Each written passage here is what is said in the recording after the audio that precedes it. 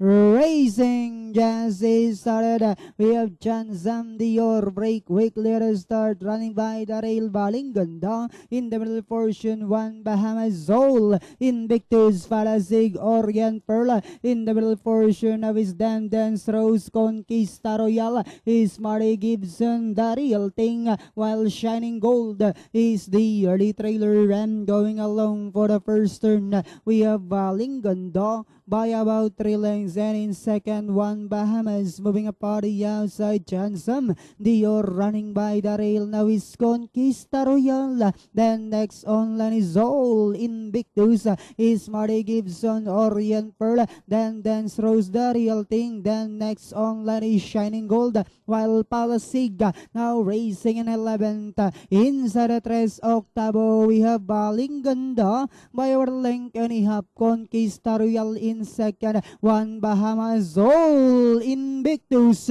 now moving apart the outside. Then next on line of his Chansam Dior is Marty Gibson. Then followed by Orient Pearl, Shining Gold. Then Dance Rose, the real thing, and Palasig.